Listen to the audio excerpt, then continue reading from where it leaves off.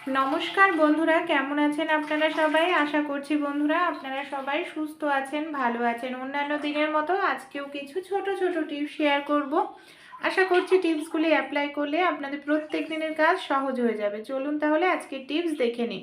অনেক সময় দেখা যায় গরম আলুর খোসা ছাড়াতে আমাদের অনেক সময় খুবই কষ্ট করতে হয়, তাই খুব দ্রুত তাড়াতাড়ি আপনারা গরম আলুর খোসা ছাড়িয়ে নিতে পারবেন। আমাদের বাড়িতে যে লুচি ভাজার এই ধরনের ঝাঁঝরিগুলো হয় না, তার ওপর আপনারা এইভাবে আলুগুলোকে রাখুন।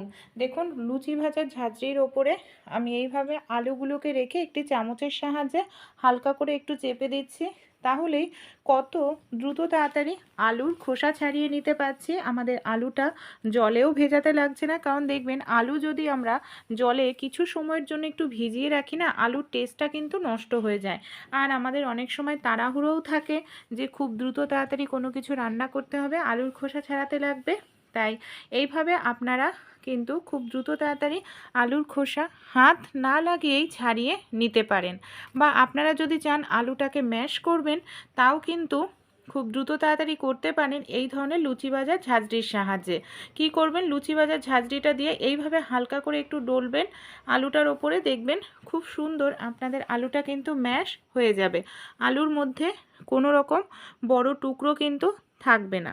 ভালো লাগলে টিপস ট্রাই করে অবশ্যই দেখবেন। আমাদের বাড়িতে যে এই ধরনের পুরনো কন্টেনার থাকেই, পুরনো কন্টেনার এখানে আমি একটি নিয়েছি। ঢাকনাটা যেটা নিয়েছি একটু বড় ঢাকনা নিয়েছি। এবার এটাকে আমরা কাজে লাগাতে পারি। কি কাজে, কোথায়, চলুন তাহলে দেখে নিই। এখানে আমি নিয়ে নিচ্ছি কিছুটা পরিমাণ সেলুটেপ। আমাদের বাড়িতে যে সেলুটেপ থাকে, সেই সেলুটেপ যে কোনো কন্টেনারের একদিকে এইভাবে সেলুটেপটাকে লাগাতে হবে।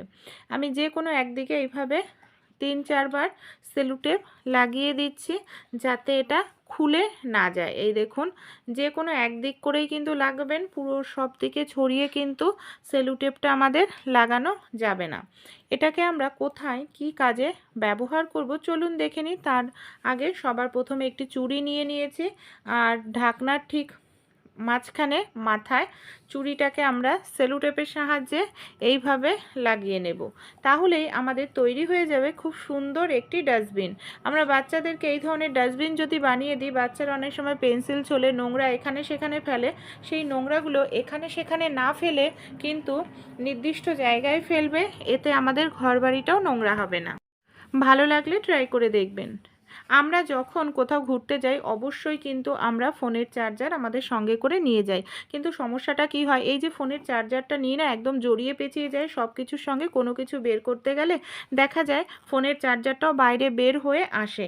তাই ছোট্ট একটি কাজ করতে পারেন বন্ধুরা, এতে দেখবেন আপনাদের ফোনের চার্জার সুন্দরভাবে গোছানো থাকবে, ব্যাগে করে নিয়ে যেতে পারবেন। এখানে দেখুন, আমি যে ফোনের চার্জারটা নিয়েছি ভালোভাবে এইভাবে গুটিয়ে নিলাম। এবার আমরা কি করব, গুটিয়ে নেওয়ার পর আমি এখানে নিয়ে নিয়েছি চুলের একটি ক্লিপ, লাগিয়ে নিচ্ছি।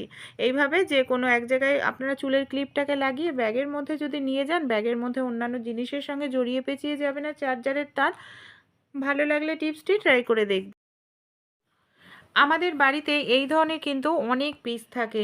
দেখা যায় ব্লাউজের পিস থাকে বা চুড়িদারের পিস থাকে, যেটা দিয়ে আমরা কোনো কাজেই লাগাই না। এই ধরনের ব্লাউজের পিসগুলো দেখা যায় আমরা ব্লাউজ বানাই না, তা পড়েই থাকে। এই ধরনের ব্লাউজের পিসগুলো ফেলে না দিয়ে কিন্তু আমরা আমাদের ঘরকে সৌন্দর্য বাড়ানোর জন্য অসাধারণ কিছু জিনিস তৈরি করে নিতে পারি। সবার প্রথমে ব্লাউজের পিসটাকে দেখুন আমি এইভাবে ছড়িয়ে নিলাম।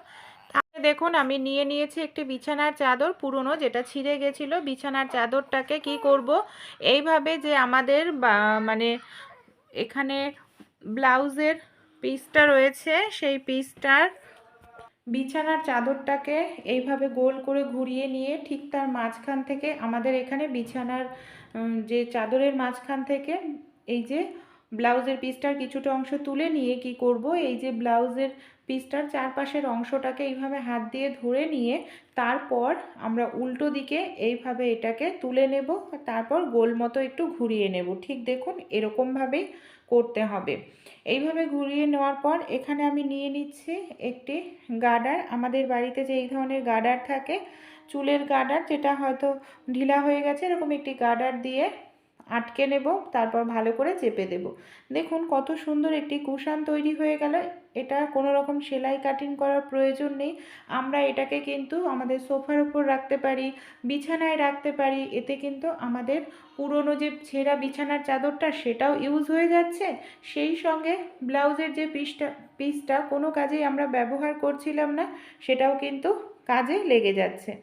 ভালো লাগলে ছোট্ট টিপসটি অবশ্যই কিন্তু আপনারাও অ্যাপ্লাই করে দেখতে পারেন।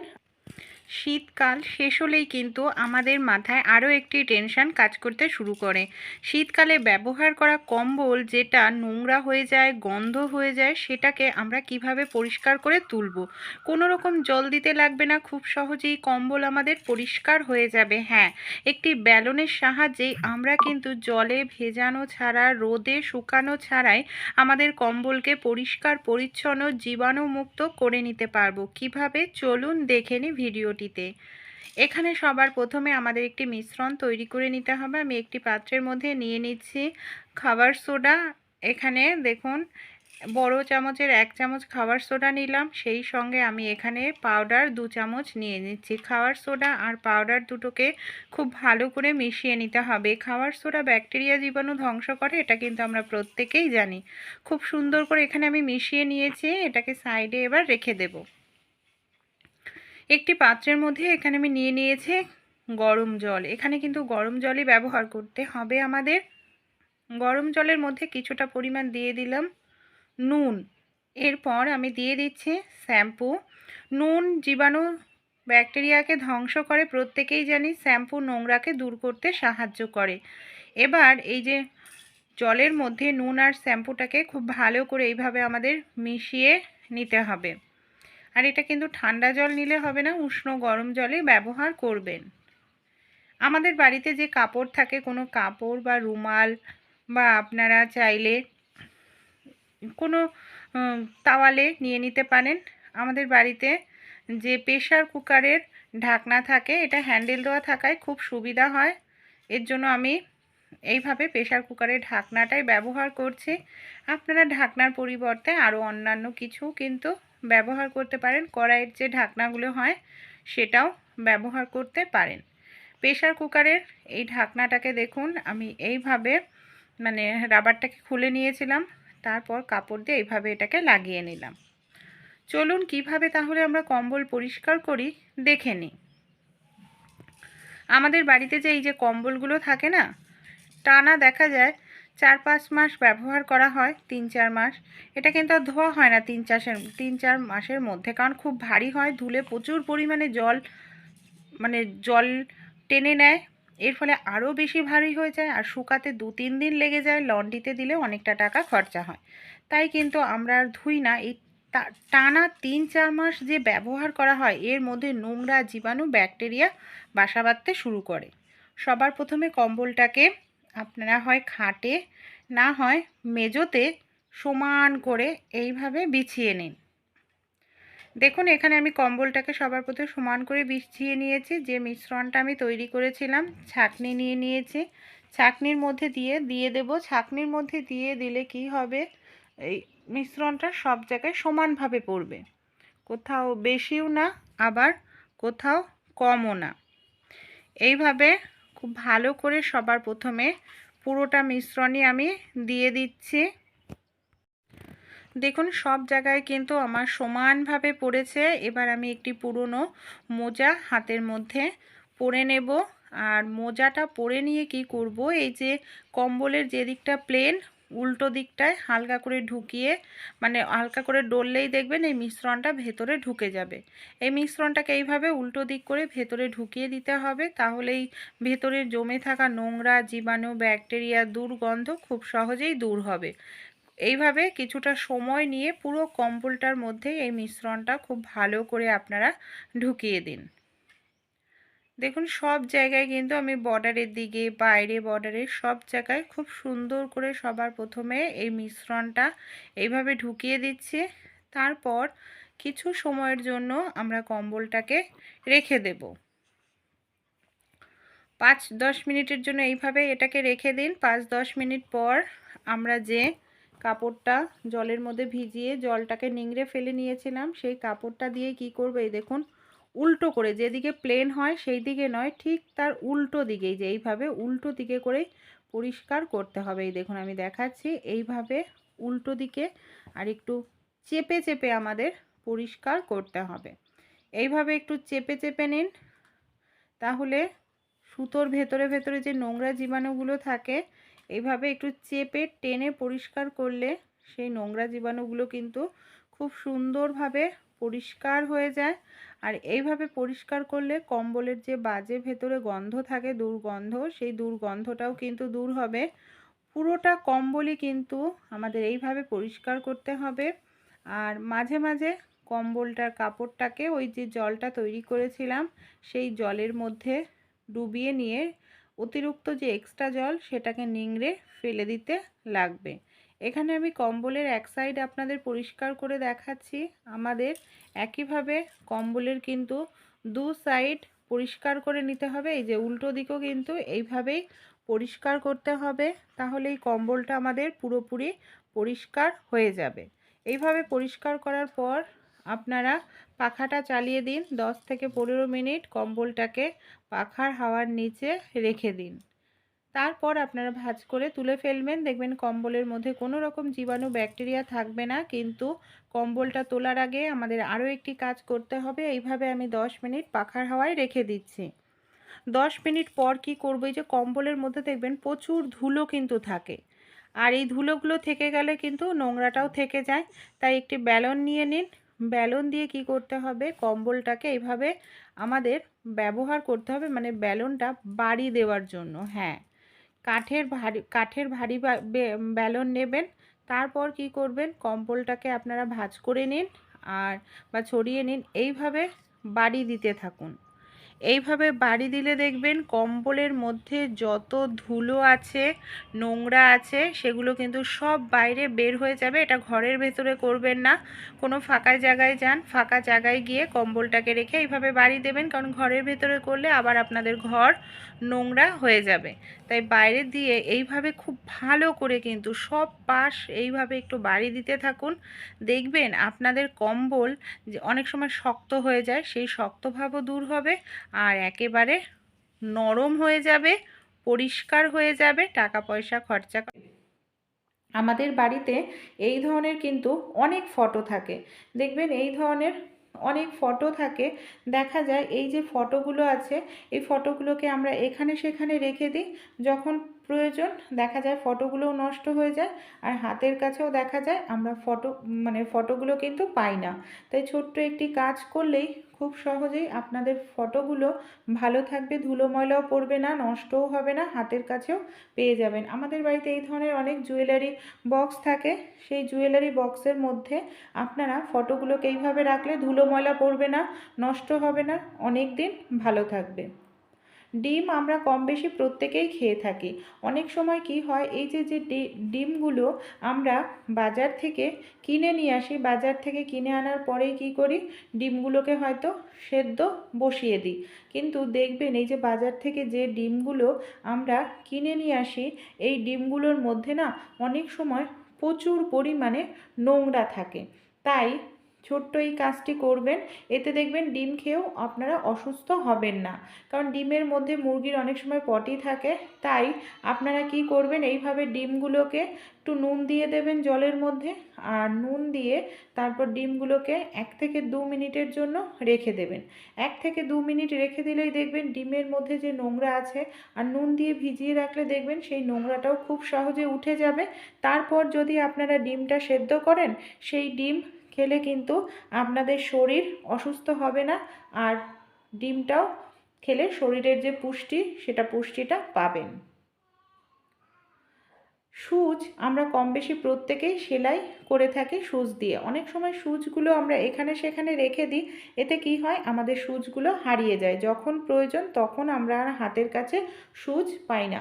আমাদের বাড়িতে যে এই ধরনের লিপ বাম আমরা ব্যবহার করি, লিপ বাম শেষ হয়ে গেলে সেটাকে আর কোনো কাজে ব্যবহার করি না, ফেলে দিই। তো এই ধরনের লিপ বামের যে বক্সগুলো বা কৌটোটা হয়, ফেলে না দিয়ে এর মধ্যে কিছুটা পরিমাণ আমি পন্স দেখুন পন্স নিয়েছি, পন্সটাকে আমি এইভাবেই এর মধ্যে ঢুকিয়ে দিচ্ছি। আর আমাদের যে সুচগুলো আছে সুচগুলোকে কি করব, পন্সের মধ্যে এইভাবে দেখুন গেঁথে রাখতে হবে। এইভাবে গেঁথে রাখলে সুবিধা কি হবে, যখন আমাদের প্রয়োজন নেই আমরা এইভাবে নিচে করব, সুচটা নিচু হয়ে যাবে। আর যেহেতু এর ঢাকনা থাকে খুব সহজেই আমরা ঢাকনা আটকে কিন্তু রাখতে পারবো।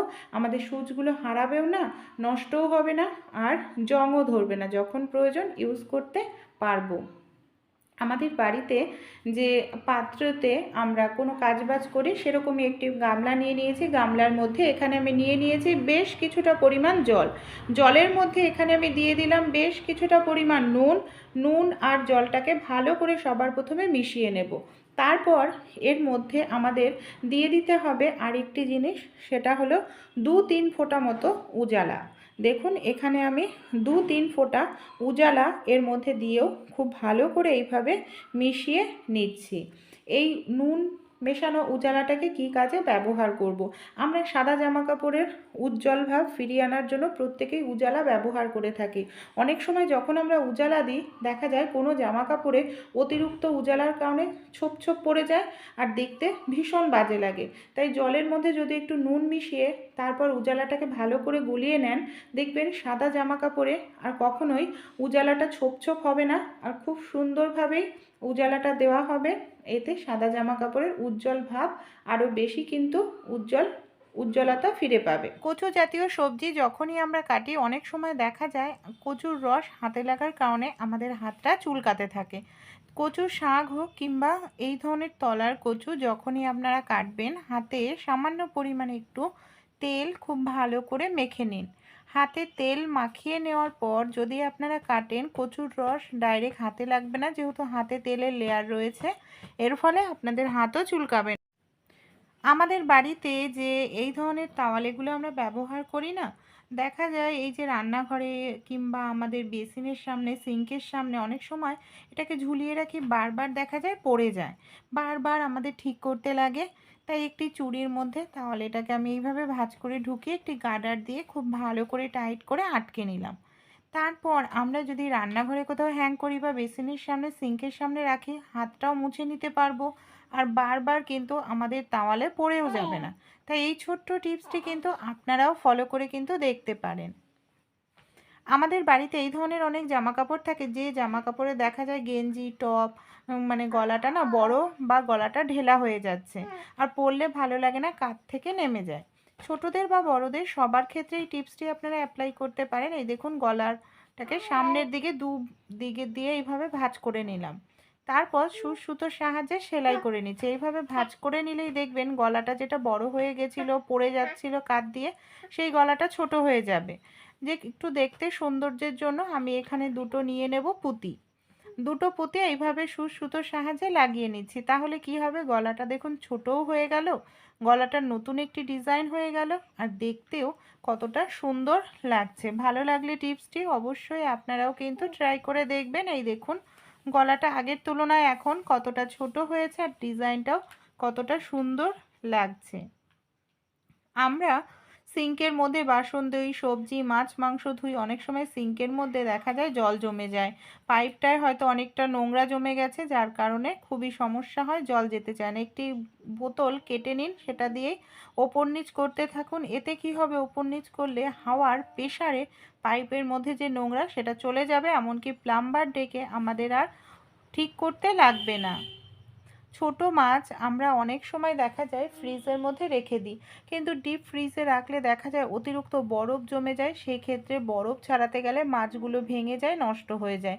তাই আমাদের বাড়িতে যে এই ধরনের তেলের প্যাকেট থাকে, এই ধরনের কোনো তেলের একটি প্যাকেট নিয়ে নেবেন, তার মধ্যে আপনারা মাছগুলোকে এইভাবে ভরে নিন। এইভাবে মাছগুলোকে যদি আপনারা তেলের প্যাকেটের মধ্যে ভরে রাখতে পারেন, আমি গ্যারান্টি দিয়ে বলছি, তারপর কোনো কন্টেনারে রাখতে হবে, মাছগুলোর মধ্যে বরফ খুব কম জমবে, খুব দ্রুত তাড়াতাড়ি বরফ ছাড়িয়ে ফেলতে পারবেন। ভাত তো আমরা কম বেশি প্রত্যেকেই খাই। অনেক সময় দেখা যায় ভাত রান্না করতে গিয়ে আমরা কোনো কাজে চলে যাই, আর ভাতটা অতিরিক্ত বেশি পরিমাণে ফুটে যায়, মানে বেশি সেদ্ধ হয়ে যায়। ভাত নরম হয়ে গেলে যে কোনো তরকারির সঙ্গে কিন্তু খেতে ভালো লাগে না। এরকম সমস্যার মধ্যে যদি পড়ে থাকেন, এই টিপসটি আপনারা অ্যাপ্লাই করবেন। সামান্য পরিমাণ এখানে আপনারা নিয়ে নিন তেল। এখানে দেখুন 1 চামচ পরিমাণ রিফাইন তেল আমি ভাতের মধ্যে দিয়ে দিচ্ছি। এতে কি হবে, ভাতটা গায়ে গায়ে লাগবে না। আর যে নরম হয়ে গেছে ভাতটা, এর জন্য কি করব আমরা, এর জন্য আরও একটি কাজ করতে হবে। ভাতের মধ্যে দিয়ে দিচ্ছি বেশ কিছুটা পরিমাণ বরফ। বরফ দেওয়ার সঙ্গে সঙ্গেই দেখবেন ভাতের টেম্পারেচার, মানে তাপমাত্রাটা কমে যাবে। এর ফলে ভাতটা যেটা নরম হয়ে গেছিলো সেটা কিন্তু অনেকটাই শক্ত হয়ে যাবে, এমনকি খাওয়া যাবে। যখন রান্না করি গ্যাসের বার্নারের দু পাশটায় যখন গ্যাস অন করি, মাঝখানটা গরম হয়। এই গরম জায়গাটাকে কাজে লাগাতে পারি আমরা, যাতে ডিম ভালো থাকে এর জন্য ফ্রিজে রাখি ডিমটাকে। কিন্তু ফ্রিজে রাখার কারণে ডিম অতিরিক্ত ঠান্ডা হয়ে যায়, সেই ডিমটাকে সেদ্ধ করতে সঙ্গে সঙ্গেই পারি না। ডিমটাকে এইভাবে দুটো গ্যাসের বার্নারে রান্না করার সময় রেখে দেবেন, তাড়াতাড়ি ডিমটা নর্মাল টেম্পারেচারে চলে আসবে। এখানে আমি নিয়ে নিয়েছি ভিনিগার। একটি পাত্রের মধ্যে 1 ঢাকনা পরিমাণ ভিনিগার দিয়ে দিলাম। এখানে আমি নিয়ে নিয়েছি তুলো। ভিনিগারের মধ্যে তুলোটাকে ডুবিয়ে নেব, তারপর এক্সট্রা যে ভিনিগার আছে নিংড়ে নিতে হবে। একটি কাঁটা চামচ নিয়ে নিয়েছি, কাঁটা চামচের মধ্যে আটকে নিলাম। আমাদের বাড়িতে যে মিক্সার মেশিন থাকে, মিক্সার মেশিনের ভেতরের দিকটা দেখবেন খুব নোংরা জমে যায়, আর এই জায়গাটাকে পরিষ্কার করা খুবই কষ্টকর হয়ে পড়ে। আর জল দিয়েও যেহেতু পরিষ্কার করা যায় না ইলেকট্রনিক্সের জিনিস, তাই এইভাবে সামান্য পরিমাণ ভিনিগার তুলোতে লাগিয়ে খুব সহজেই আপনারা পরিষ্কার করে নিতে পারেন। মিক্সার মেশিন একেবারে নতুনের মতো পরিষ্কার থাকবে। টুথপেস্ট শেষ হয়ে যাওয়ার পর আমরা কি করি, টুথপেস্টের প্যাকেটটাকে ফেলে দিই। টুথপেস্ট শেষ হয়ে গেলেও প্যাকেটটাকে ফেলবেন না। এই ধরনের প্যাকেটটাকে আমরা অনেক কাজে ব্যবহার করতে পারি। কী কাজে চলুন দেখে নিই। এখানে আমি ছুরি নিয়েছি, ছুরিটাকে আমি উল্টো করে এইভাবে টুথপেস্টের প্যাকেটের নিচের থেকে ওপরের দিকে টানতে থাকবো। একেবারে প্রেশার দিয়ে টানতে হবে। এইভাবে কিছুটা টানলে দেখবেন টুথপেস্টের প্যাকেটের মধ্যেও কিন্তু অনেকটা টুথপেস্ট থেকে যায়। আমরাও হয়তো ভাবি যে নেই প্যাকেটের মধ্যে, এই দেখুন যতটা টুথপেস্ট আছে আরও 2 দিন চলে যাবে। আমাদের 2 দিন পরে টুথপেস্ট কিনলেও চলবে, এতে টাকাটা বাঁচবে। এই ধরনের মানে আমাদের বাড়িতে থালা প্রত্যেকেরই থাকে, যে কোনো একটি থালা আপনারা নিয়ে নিন, থালাতে সামান্য তেল লাগিয়ে নিন।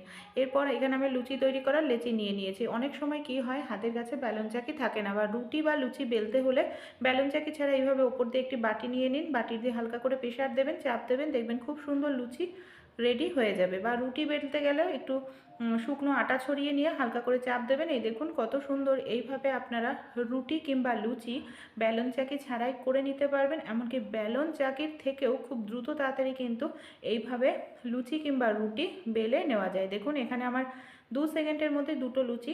এই ধরনের ক্লিপগুলো থাকে, চুলের ক্লিপ, যেগুলো ভেঙে গেছে নষ্ট হয়ে গেছে ব্যবহার করি না।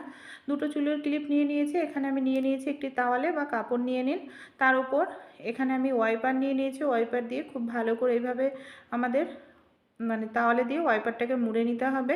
তাওয়ালেটা যাতে কোনোভাবে খুলে না যায়, এর জন্য আমি 2 সাইডে এই পুরনো চুলের ক্লিপগুলো ব্যবহার করছি, যেটা ভেঙে গেছে, একটা দুটো দাঁত হয়তো আছে। এটার সাহায্যে দেখুন আমরা খুব সহজেই ঘরটা মুছে নিতে পারি।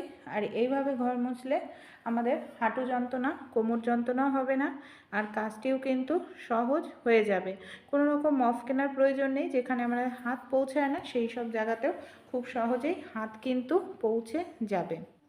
রুটি তো আমরা কম বেশি প্রত্যেকেই খেয়ে থাকি। অনেক সময় কি হয়, আমরা যে রুটিটা করতে যাই, আটার কৌটোতে হাত দিয়ে দেখা যায় আমরা আটাটা বের করি, এতে আটাও নষ্ট হয়ে যায়। অনেক সময় বেশি পরিমাণে আটা নেওয়া হয়ে যায়, আর বারবার হাত দিয়ে তুলে নিলে যেখানে রুটি করি সেই জায়গাটাও নোংরা হয়। পুরনো বা যে কোনো চা ছাঁকনি নিয়ে নেবেন। চা ছাঁকনির মধ্যে আটাটা নিয়ে যদি আটাটা নেন, তাহলে বেশি পরিমাণে আটাও পড়বে না, আটার কৌটোতে হাত দেওয়ারও প্রয়োজন নেই, আর জায়গাটাও কিন্তু নোংরা হবে না। অনেক সময় রসুনের খোসা ছাড়াতে অনেক সময় লেগে যায়, তাই খুব দ্রুত তাড়াতাড়ি রসুনের খোসা ছাড়িয়ে নিতে পারবেন একটি বোতল বা একটি কৌটো যদি আপনাদের হাতের কাছে থাকে।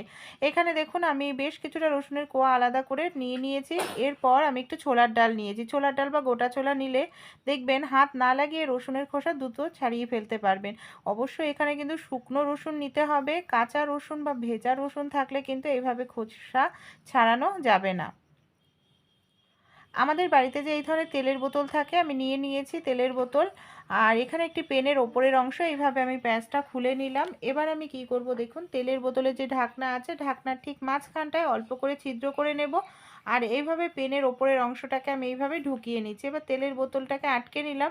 এতে কি হবে, আমাদের অনেক সময় তেল ঢালতে গেলে দেখা যায় বেশি তেল পড়ে যায়, তখন তরকারি সেই বেশি তেল দিয়েই রান্না করি। আর বেশি তেল খাওয়া স্বাস্থ্যের জন্যও ক্ষতিকর, তেলের খরচও বেড়ে যায়। আর এইভাবে যদি তেলের বোতলে একটি মুখ তৈরি করে নিই, তাহলে তেলও কম পড়বে, তেলের খরচাটাও কিন্তু আমাদের অনেকটাই কম হবে। ভালো লাগলে ট্রাই করে অবশ্যই দেখবেন। এখানে আমি একটি থালা নিয়ে নিয়েছি, সামান্য পরিমাণে যে একটু তেল লাগিয়ে নিলাম। এবার আমি লুচি তৈরি করা লেচি নিয়ে একটি দেখুন বাটি নিয়ে নিয়েছি, বাটি দিয়ে হালকা করে চাপ দেবো। আর অবশ্যই যে বাটিটা নিতে হবে, বাটির তলাটা যেন একদম প্লেন হয় সেরকম নিতে হবে। এই দেখুন কত সুন্দর, ব্যালন চাকি ছাড়াই, মানে ব্যালন চাকির থেকেও খুব দ্রুত তাড়াতাড়ি আমরা লুচি বেলে নিতে পারি এইভাবে। এই দেখুন হালকা করে একটু চাপ দিলেই কিন্তু লুচিটা একদম পারফেক্ট বেলে নেওয়া হয়ে যায়। ভালো লাগলে এই ছোট্ট টিপসটি আপনারাও কিন্তু ট্রাই করে একবার দেখতে পারেন। আমাদের যাদের বাড়িতে ছোট বাচ্চা আছে, অনেক সময় ছোট বাচ্চারা কি করে, আমাদের বাড়িতে যে সুইচ বোর্ড থাকে না, সুইচ বোর্ডের মধ্যে যে ছিদ্রগুলো থাকে ফ্ল্যাকের মধ্যে আঙ্গুল ঢুকিয়ে দেয়, এমনকি বড়সড় দুর্ঘটনা ঘটে যায়। আমাদের বাড়িতে যে টিপ থাকে, এইভাবে সুইচ বোর্ডের মধ্যে আপনারা টিপ দিয়ে এই ছোট ছোট ছিদ্রগুলোকে বন্ধ করে দিন, তাহলে বাচ্চারা কোনোভাবেই হাত ঢোকাতে পারবে না, বড়সড় দুর্ঘটনা ঘটানোর সম্ভাবনা থাকবে না। অনেক সময় আমরা যে ভুলগুলো করি, যার কারণে ইলেকট্রিক বিলটা বেশি আসে। দেখা যায় ফোনটা চার্জ দিয়েছি, ফোনটা খুলে নেওয়ার পর চার্জারের সুইচটাকে অন রেখেছি, এতে কিন্তু ইলেকট্রিক বিলটাও বেশি আসে। তাই যখনই কাজ হয়ে যাবে সুইচ অফ রাখবেন। আমরা অনেক সময় মশলা করতে যাই, দেখা যায় মিক্সার মেশিনে মশলা করতে যাচ্ছি, কারেন্ট চলে গেছে, সেক্ষেত্রে মশলা করা যায় না। কিংবা শিলনোড়া হামলদিস্তা বাড়িতে নেই, এই ধরনের জলের বোতল প্রত্যেকের বাড়িতেই থাকে। জলের বোতল বা কোল্ড ড্রিঙ্কসের বোতল যেটাই নিন না কেন, তলাটা যেন প্লেন হয়। জলের বোতলটাকে কেটে নিয়ে নিয়েছি এখানে, এই দেখুন।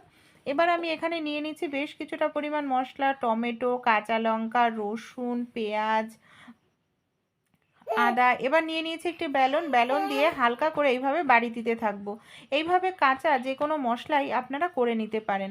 আর যদি আপনারা গুঁড়ো করতে চান, ধরুন জিরে, ধনে, শুকনো লঙ্কা, অবশ্যই একটু কড়াইতে ভেজে নেবেন।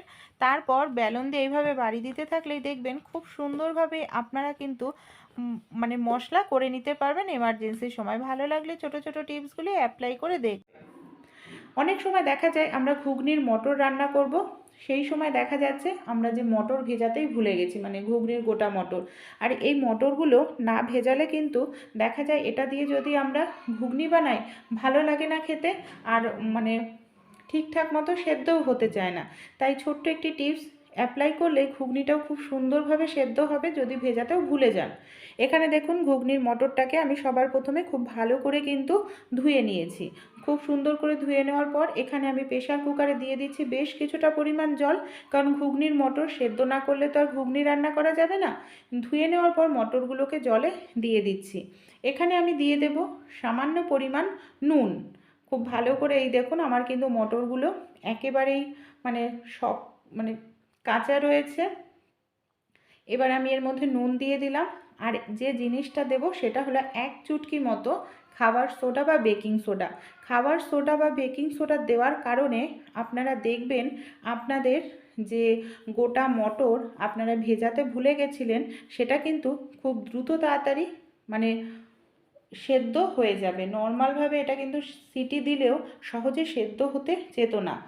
এইভাবে খাওয়ার সোডা দিয়ে আমি 4টে সিটি দিয়েছি। আমি দেখাচ্ছি ঘুগনির মটরটা যেটা ভিজিয়ে রাখতে ভুলে গেছিলাম, কত সুন্দর দেখুন এখানে কিন্তু এটা সেদ্ধ হয়ে গেছে। তাই এই টিপসটি আপনারাও ফলো করতে পারেন যদি কোনো কারণে গোটা মটর ভেজাতে ভুলে যান। এইভাবেও কিন্তু খুব সুন্দরভাবে সেদ্ধ করে নিতে পারবেন। রুটি আমরা কম বেশি প্রত্যেকেই কিন্তু খেয়ে থাকি। কোনো রকম আটাতে হাত না লাগিয়েই আপনারা কখনো আটা মেখে নিয়েছেন? অনেক সময় কি হয়, আমরা মহিলারা মাছ কাটতে যাই, সবজি কাটতে যাই, আমাদের হাত কেটে যায়, আটাতে হাত দিয়ে আমাদের আটা মাখতে অসুবিধা হয়। সেক্ষেত্রে আটাতে হাত দিয়ে আটা মাখার প্রয়োজন পড়বে না। আমরা অনেকেই আছি গরম জল দিয়ে আটা মেখে রুটি তৈরি করি, কিছুটা সময় অপেক্ষা করতে লাগে। আমাদের বাড়িতে যে এই ধরনের পিলার থাকে বা আলু ছুলনি যাকে বলি আমরা, পিলার, তাই এটাকে ভালো করে ধুয়ে নিন। দেখুন আমি এখানে গরম জল দিয়ে কিন্তু আটাটা মেখে নিচ্ছি। এইভাবে গোল গোল ঘোরালে আলু ছুলনি দিয়ে আটাটা মাখলে দুটো সুবিধা হবে, পাত্রের গায়ে অতিরিক্ত আটা লেগে থাকবে না, আটাতে হাত দেওয়ারও প্রয়োজন পড়বে না। খুব কম সময়ের মধ্যেই আপনারা আটাটা মেখে নিতে পারবেন এইভাবে যদি গোল ঘোরান। দেখুন গোল গোল ঘোরাচ্ছি, কত সুন্দরভাবে আটাটা মাখা হচ্ছে। আর এইভাবে আটা মাখলে খুব দ্রুত তাড়াতাড়িও কিন্তু আটাটা মাখা হয়ে যায়, আমাদের সময়ও নষ্ট হয় না। এই দেখুন গোল গোল ঘুরিয়ে নিলাম কত সুন্দরভাবে। এখানে দেখুন আমার আটাটা মাখা হয়ে যাচ্ছে। আমি অল্প অল্প করে জল দিচ্ছি আর এইভাবে গোল গোল ঘুরিয়ে কিছু সময় নিলেই আমাদের সময় নষ্ট হবে না, আটাটা ঠান্ডা করারও প্রয়োজন পড়লো না।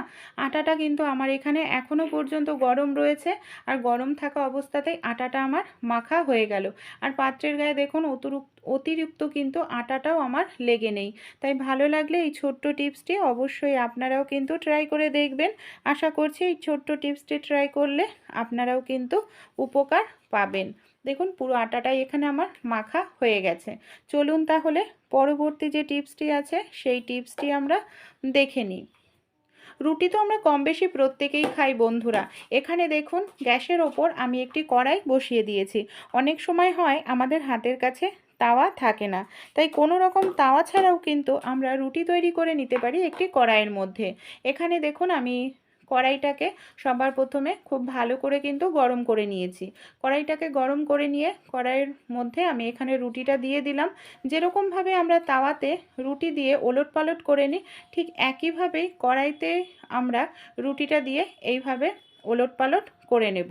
আর এইভাবেও কিন্তু পারফেক্ট তাওয়ার মতোই রুটিটাকে আমরা তাওয়িয়ে নিয়ে রুটি সেঁকলে খুব সুন্দরভাবে রুটিটা ফুলেও ওঠে আর রুটিটাও কিন্তু ভালো হয়। তাই আপনাদের যাদের কাছে তাওয়া থাকে না বা হাতের কাছে তাওয়া নেই, শুধু একটি কড়াইয়ের মাধ্যমেই আপনারা খুব সুন্দর পারফেক্ট রুটি তৈরি করে নিতে পারেন। আপনারা যদি চান যে রুটিটা সেঁকবেন না, তাও কিন্তু আপনারা শুধু কড়াইয়ের মধ্যেই রুটিটা তৈরি করে নেবেন। রুটিটা খুব ভালো করে তাওয়ানো হয়ে গেলে দেখুন তারপর আপনারা কি করবেন, একটি কাপড় দিয়ে হালকা হালকা করে এইভাবে চাপ দিলেই খুব সুন্দরভাবে রুটিটা কিন্তু সেঁকা হয়ে যাবে। আমি দেখুন এইভাবে হালকা হালকা করে মানে একটুখানি চাপ দিচ্ছি। রুটিটা কিন্তু কোনো সাইডে আমার এখানে কাঁচা নেই, দেখতেই পাচ্ছেন কত সুন্দরভাবে রুটিটা এখানে আমার সেঁকা হয়ে যাচ্ছে। আর আপনারা যদি চান যে না রুটিটা এইভাবে কড়াইতে তাওয়িয়ে নিয়ে তারপর রুটিটাকে সেঁকে নেবেন, তাও কিন্তু করতে পারেন। তাহলেও দেখবেন আপনাদের রুটি যেরকমভাবে তাওয়াতে করলে গোল বলের মতো হয়ে ফুলে ওঠে, সেরকমভাবেই ফুলে উঠবে। ভালো লাগলে ছোট্ট টিপসগুলি অবশ্যই আপনারাও ট্রাই করে দেখবেন।